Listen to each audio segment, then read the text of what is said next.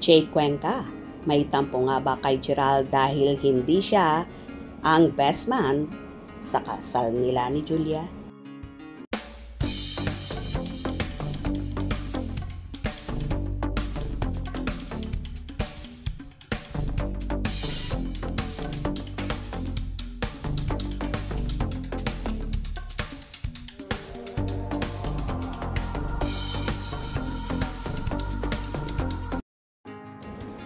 Mag-best friend sina Jake Cuenca at Gerald Anderson na nagsimula sa sereng Tayong Dalawa na ipinalabas noong 2009 kasama si Kim Chiu.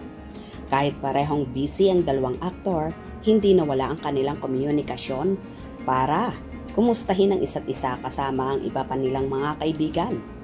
Kaya nang makapanayam namin si Jake pagkatapos ng MediaCon ng bago niyang seryeng What Lies Beneath na mapapanood sa October 17, Biyernes sa Netflix, October 18, Sabado sa I1TFC at October 20, Lunes sa Kapamilya Channel, Kapamilya Online Live, A2Z at TV5, ay nagulat siya nang hinga ng reaksyon ni ating Janice Navida sa nalalapit na pagpapakasal ni na Gerald at Julia Barreto. Wow, really? Oh my God! Ngayon ko lang nalaman, yung totoo ba? Are you 110% sure o chismes pa lang ito? Gulat na tanong ni Jake. Nang banggitin namin na ibinabalita ito ni Christopher Min sa Showbiz Now na vlog nila ni Wendell Alvarez at Romel Chica, at sabi nga ni ating Janice ay may balitang bumili na ng singsing ang aktor para sa girlfriend. Ani Jake, wait, I have to hear this from Gerald himself. Best friend ko naman yung tao. Sandali lang.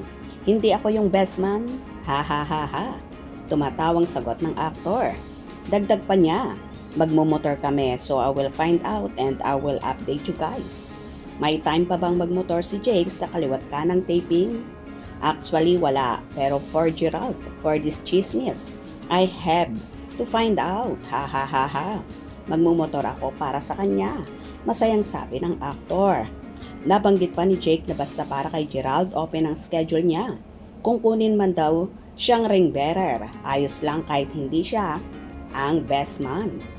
Ang huling ride ni Jake at Gerald ay noong nagkaroon sila ng show sa Dagupan at motor ang ginamit nilang transportation mula Manila hanggang Dagupan. Pero ang pinaka-latest ride ko, iniisip pa niya. Pag may project kasi ako, I don't ride kasi nga isang aksidente, bulilyaso buong schedule mo. Action pa ito and suspense pa tong What Lies Beneath. I need to move. Hindi ako nakaupo pero I try to keep it to a minimum. So yung last time I ride, nag-ride kami ni Direk Lester Pimentel Ong of Incognito. Nag-alabang lang kami. Kwento ni Jake. Sa hulyang chikahan daw ni Jake at Chi ay marami silang napagkwentuhan pero tiyak ngayon ay mas marami silang update sa isa't isa dahil sa mga pagbabago sa buhay nila. In fairness, kitang-kita ang tuwa ni Jake sa balitang ikakasal na ang best friend niya. Kaya natanong ng press kung close siya kay Julia. Kay Julia, yeah, we're good. Okay kami ni Julia. Ako, ever since, I've always been rooting for them at kahit sa gitna ng mga naririnig natin, I pray for them kasi bagay talaga sila sa isa't isa. Nakangiting sabi ng aktor. Ano naging reaction niya nung balitang nag-break sina Gerald at Julia?